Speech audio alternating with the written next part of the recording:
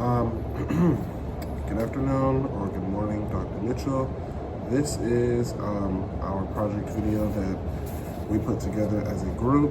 I have to give credits to editing and a lot of the ideas. I give that credit to Marquavius, even though he was not a major part of the group. He did pull through at the end and help me with this video that I'm putting together for you, because he is very interested about the project. I'm sure he has his reasons for not being included as much. I also want to give credit to the organization of this project, to Zytrice Sidwell. As this is her folder, I'm going to be reading a lot of the information out of. I want to start off part A of the assignment, which is our research.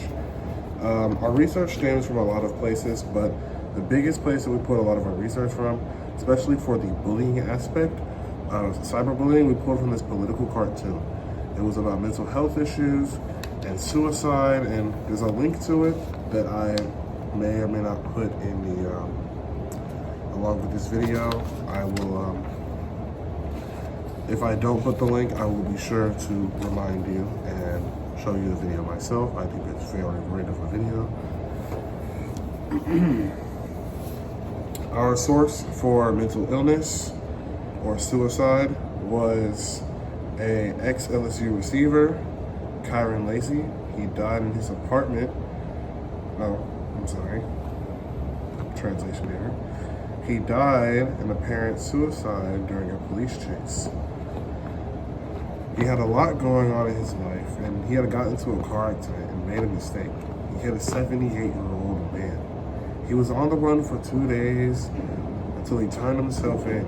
He got out of jail, and now he was going to trial for it. In like 4 more days, he had to go. He was going to trial for it. In like 4 more days, he had got into a little altercation with his girlfriend and shot the gun, and went off for a ride in his car. He got down the road and got on a chase with the police and shot himself. The guilt and the trauma from everything that he experienced in the past 7 days leading up to that point must have been tremendous. They say football gives people a lot of CTE. I'm sure he had some kind of CTE that led him to fire a gun in the presence of his girlfriend and go on that police chase in the first place. Moving on. Another case for suicide was our political cartoon video version, which was about Bart Simpson and how the clip, the video, everyone hates, I hate Bart Simpson. It shows everyone saying that I hate Bart Simpson, and Bart believes this and starts writing it himself all over town. I'll show you the clip now.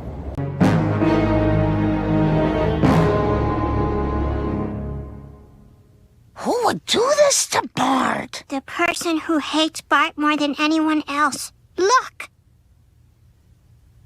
Oh, yeah, that's really something. Mom, put your glasses on. But they make me look dowdy. Oh, my baby!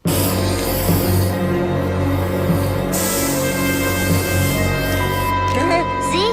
I hate me too. Now we can be friends again. Bart, stop! No one's mad at you anymore, right?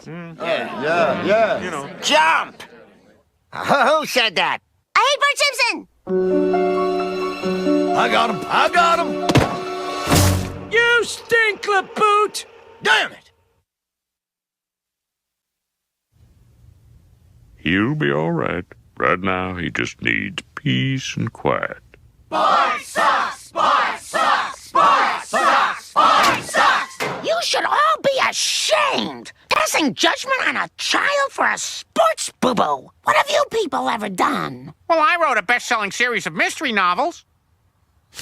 Stephen King called it scary good fun. Besides that...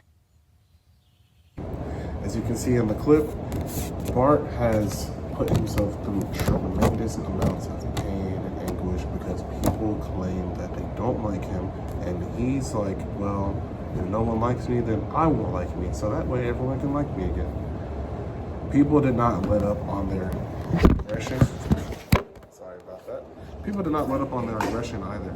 They continued to be hateful toward him even after he threw himself off that water tower. Very, very disgusting behavior from those people. Our clip about cyberbullying, which was our next biggest thing, was Cartman being cyberbullied online. People had, people had taken a picture of him as he asked them to, and he thought he looked good, trying to promote body positivity. He posted it on his Yelp account, and people made fun of him for it, even some people that he knew, which was very insane for Cartman, because he's like, well, why would you guys make fun of me if we're supposed to be friends? People don't watch the things that they say online, causing them to say terrible things about people, and they don't understand that the things they say actually hurt these people. And Cartman became a victim of that. I will be presenting the clip in just a moment here. Right before we move on to part B, here's the clip. I was in my underwear and these kids walked by. Then I looked in the mirror and I thought I looked kind of ripped. And so I asked one of the kids if he would take a picture of me, and he did. And I looked at the picture and I looked pretty ripped. So later at home I put the picture up on my Yelp account and I typed in, "Don't I look ripped?" And I thought people would be stoked on me. And this morning I saw the comments on Twitter and some people called me names and said I wasn't ripped, and they said I was fat and I didn't have muscle. The internet made fun of me. As you saw in the clip, they were relentless, and Cartman was just trying to do the right thing and support himself, being positive about himself. Part B is our sources and our information, which is what I basically just went over in part A. I'm kind of speeding through this because it's a video essay.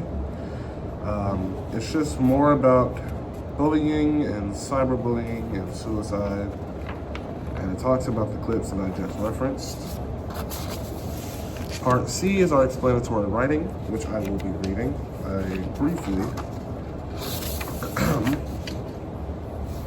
Suicide satire in The Simpsons. An episode, I Hate Bart Simpson. The town is shown bullying Bart Simpson and pushing him to the brink of suicide. Later in the episode, Bart is seen scaling a water tower with spray paint, writing the words, "I hate Bart Simpson," while laughing painfully, saying, "Haha, I hate Bart Simpson too. Now we can all be friends again. I hate Bart Simpson," before releasing the rope and falling to what he had hoped would be his death. The message here is that people's words can have a major effect on people's mental health, and even children like Bart. Even after he had hurt himself, the crowd was still chanting hateful words, just showing to the viewer that the world still treats you negatively, even after you've gone the extra mile and bit the bullet. The way the animators convey this message is by showing the crowd's reaction before, after, and during the event of Bart's suicide. Messages like "I hate Bart Simpson" and words like "I hate Bart Simpson too" are ways of showing the audience how people with mental health and suicidal thoughts will treat themselves, because that's how the world has made them feel. It would appear that mental health is very important to the writers and artists of The Simpsons, as they would dedicate an entire episode to its importance. Part 2 of Part C is South Park, the clip that I had just showed you. It's very brief. Cartman gets cyberbullied, and it tells how Cartman shows himself online and receives very negative responses from people that he even knows, and it tears him up inside.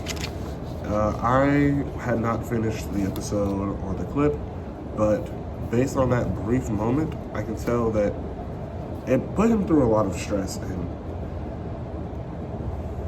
people really need to watch what they say online, because there's no telling who you're hurting with the things that you say. Satire in the news is our next topic, and it talks about how there's plenty of satire in the news. Is it a joke, or is the joke on you? Is the biggest question.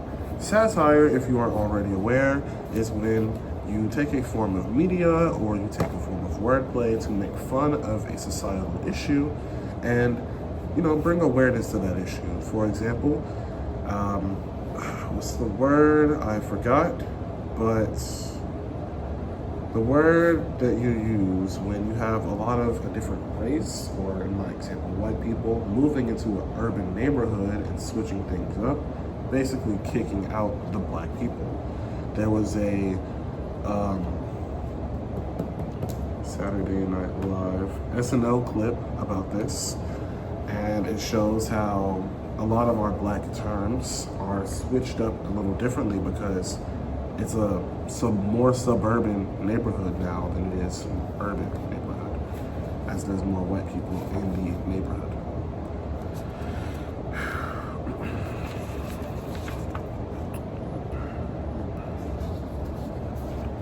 Yep, just more of the same here. Part E of our assignment was student choice, or this is where we would choose between making a political cartoon or writing an essay about a political situation that needs to be awareness brought to it. We decided to do both. My team takes this very seriously, and the dedication was beyond, standard. We made sure to go the extra mile because we really do understand what it means to be bullied, cyberbullied, and having suicidal thoughts. Credit for this essay that is well written is Zytrice Sidwell, as she typed this up herself. I will be reading her words. In shocking news, people who spend their lives leaving rude comments online are now demanding respect. That's right. Cyberbullies are uniting under a totally real and not at all pathetic movement called Let Me Hate in Peace. Claiming it's their freedom to trash talk strangers from behind the screen. I should be allowed to call people crusty without getting suspended, said one internet tough guy who bravely hides behind an anime profile picture and hasn't seen sunlight since 2019. Cyberbullying isn't just someone being mean once it's a non-stop stream of insults, threats, and toxic comments that follow people everywhere they go online, from Instagram to the group chat to the comment on their TikTok about sandwich. The worst part is the bullies think they're being funny, but really they are not. While trolls are out here with crusty chaos, some actual adults are trying to make the internet less awful. For example, Monica Lewinsky. She speaks out about how online shame and bullying nearly ruined her life. She started #BeStrong campaign to help people deal with digital hate, which is cooler than anything most influencers are doing. And let's not forget about Lady Gaga. She and her mother created the Born This Way Foundation to help young people real, confident, supporting, and not totally destroyed by online drama, because apparently treating people like human beings is a thing now. There's also the Cyberbullying Research Center, where two experts that were named Dr. Samir and Dr. Justin Patching collect scary stats like how over half of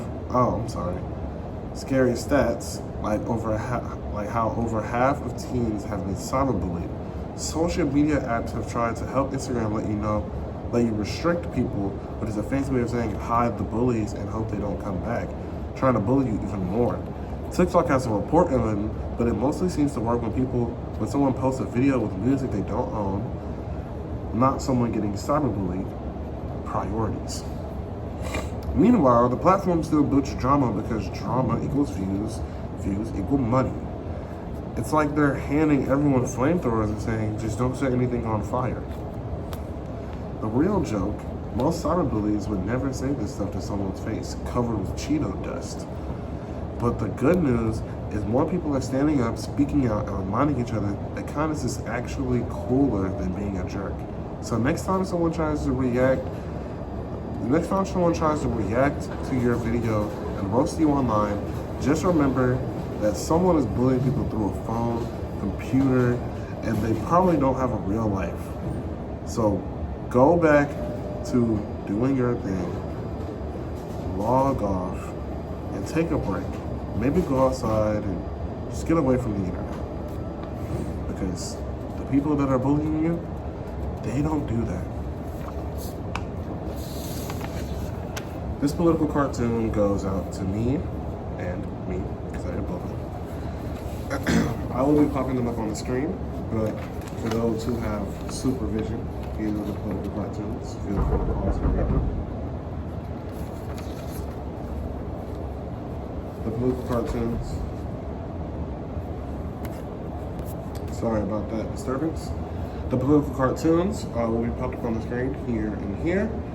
Feel free to read them if you can. I will be going over them along with you.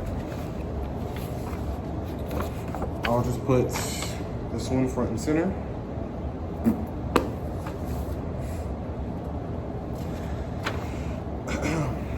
I titled both of these Ending the Cycle because it meant a lot to me that a cycle would be going on when it comes to these things.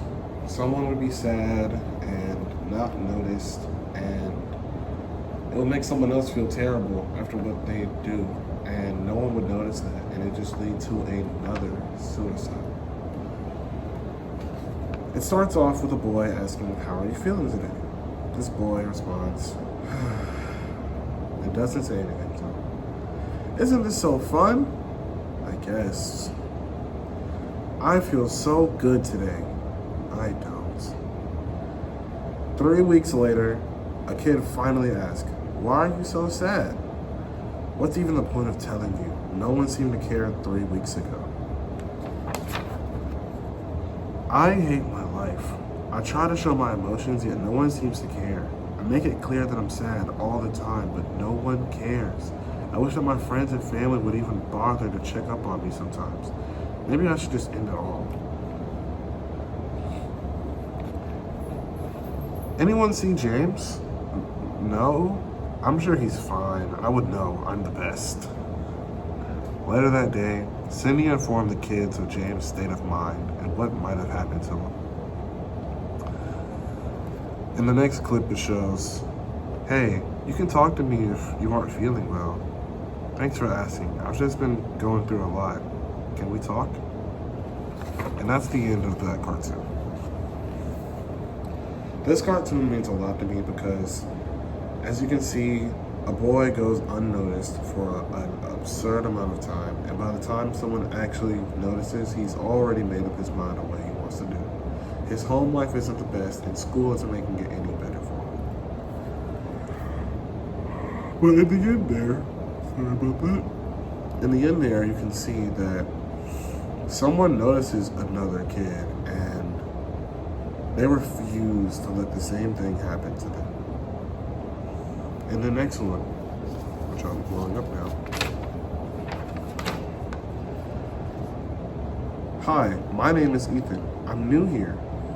Ew, that's so corny. Who introduces himself like that? "Did you see the new kid? He's so dorky." "Yes, I saw him this morning. I took a picture and I'm gonna post it."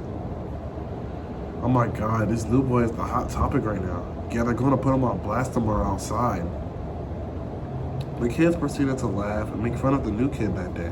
They created fake pictures to slander him, and the entire school saw them. These pictures are all over Instagram. The boy couldn't get any sleep that night and stayed awake at his computer. I abruptly ended this cartoon on purpose because it leaves the audience thinking, and me myself, what happened next? He's up all night staring at his computer. He goes to school tomorrow. I'm sure he's drowsy and people continue to make fun of him. The cycle didn't end in this one. And the reason I didn't end it is because I want you to end the cycle. You out there right now, if you're cyberbullying someone or you know someone who's being cyberbullied, I want you to end the cycle. Don't end up like James. Don't end up like the boy Ethan in my cartoon here. End the cycle. Stop cyberbullying. Stop pushing people to the brink. It's not funny.